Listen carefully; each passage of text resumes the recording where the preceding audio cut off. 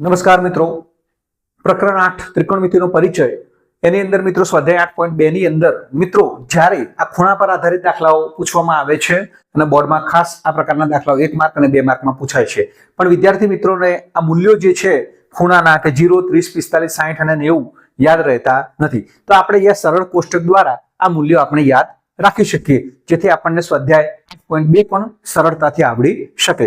તો એના માટેની આપણે ટ્રીક જોઈએ. તો મિત્રો અહીંયા ખૂણો છે 0, 30, 45, 60 અને 90 અને નીચે મિત્રો આપણે ત્રિકોણમિતિય ગુણોત્તર જે sin, cos, tan, cot, cosec અને sec આપણે દર્શાવેલા છે. હવે તેના મૂલ્યો કઈ રીતે મેળવી શકાય તે આપણે સરળતાથી જોઈએ. મિત્રો અહીંયા 0 છે, ત્યાં 0 મૂકીશું. 0, 1, 2, 3 અને 4 અને ત્યારબાદ મિત્રો sin નું મૂલ્ય મેળવવું છે, તો એના માટે આપણે 0, 1, 2, 3 અને 4, છેલ્લો આંકડો 4 છે, તો 4 વડે આપણે દરેકને ભાગી નાખીશું. તો 0/4, 1/4, 2/4, 3/4 અને 4/4.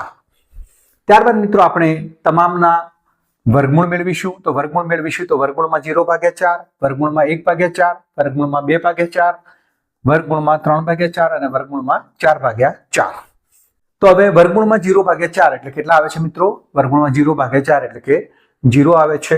1/4, 1 નું વર્ગમૂળ મિત્રો કેટલું નીકળે છે? 1 અને 4 નું કેટલું નીકળે છે? 2 એટલે કે 1 વર્ગમૂળમાં 1/4 એટલે કેટલું મૂલ્ય મળે છે? 1/2. 2/4 મિત્રો, તો એનો ગુણોત્તર કેટલો થાય છે? ભાગાકાર 2/4, 2 દુ 4 એટલે 1/2 એટલે કે 1 નું વર્ગમૂળ 1 નીકળે છે, 2 નું વર્ગમૂળ નીકળતું નથી એટલે વર્ગમૂળમાં રહેશે એટલે 1/2. વર્ગમૂળમાં 3/4 મિત્રો, 3 નું વર્ગમૂળ નીકળતું નથી એટલે કે વર્ગમૂળમાં 3 રહેશે અને 4 નું વર્ગમૂળ કેટલું મળે છે મિત્રો? તો 4 નું વર્ગમૂળ 2 મળે છે એટલે કે વર્ગમૂળમાં 3/2 અને 4/4 નો ગુણોત્તર કેટલો આવે છે મિત્રો? 1 આવે છે. વર્ગમૂળમાં 1 એટલે કેટલું મૂલ્ય મળે છે મિત્રો? 1 મળે છે. તો મિત્રો અહીંયા આ જે મૂલ્યો મળે છે આપણને sin ના મળે છે. તો sin 0 એટલે કે 0 કહીશું. sin 30 નું મૂલ્ય આપણને 1/2 મળે છે એટલે કે 1/2 લખીશું. sin 45 નું મૂલ્ય 1/2. sin 60 નું મૂલ્ય આપણને મળે છે મિત્રો વર્ગમૂળમાં 3/2 અને sin 90 એટલે કે 1 મળે છે. તો આ રીતે સરળતાથી આપણે sin ના મૂલ્યો યાદ રાખી શકીએ છીએ. ત્યારબાદ મિત્રો cos માટે બિલકુલ સિમ્પલ છે. 0 થી 1 તરફ મૂલ્યો જાય છે એમ cos માટે આપણે ઉલટા ક્રમમાં લખીશું એટલે 1 થી 0 સુધી લખીશું આપણે.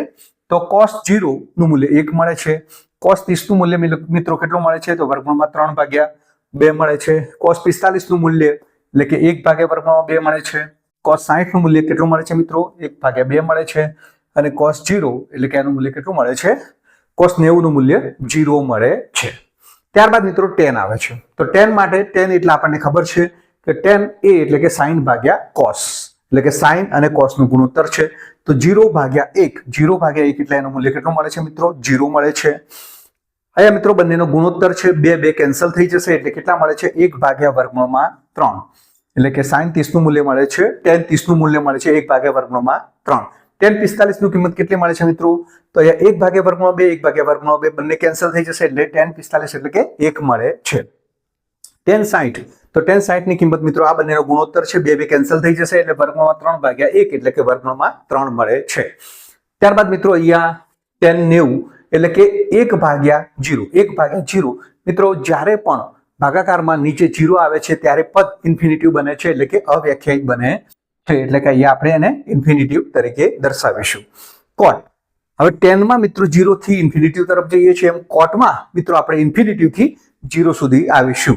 તો cot a, તો અહીંયા મિત્રો cot 0 નું મૂલ્ય અવ્યાખ્યાયિત એટલે કે ઇન્ફિનિટિવ મળે છે મિત્રો. ત્યારબાદ cot 30 નું મૂલ્ય મિત્રો કેટલું મળે છે? તો વર્ગમૂળમાં 3 મળે છે. cot 45 નું મૂલ્ય 1 મળે છે.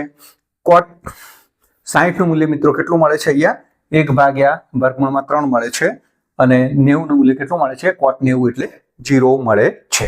તો મિત્રો અહીંયા 0 થી ઇન્ફિનિટિવ તરફ ગયા તો cot ની અંદર ઇન્ફિનિટિવ થી આપણે 0 સુધી જઈશું.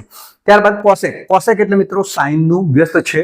cosec a બરાબર 1/1/sin a એટલે કે sin નું જે પણ મૂલ્ય છે એનું વ્યસ્ત કરી દઈશું તો આપણને cosec નું મૂલ્ય મળી જાય છે.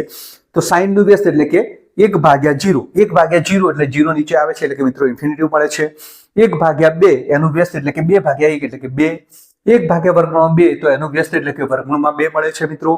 વર્ગમૂળમાં 3 ભાગ્યા 2 એનું વ્યસ્ત એટલે કે 2 ઉપર જશે અને વર્ગમૂળમાં 3 નીચે આવશે અને 1 નું વ્યસ્ત કેટલું થાય છે મિત્રો? 1 મળે છે.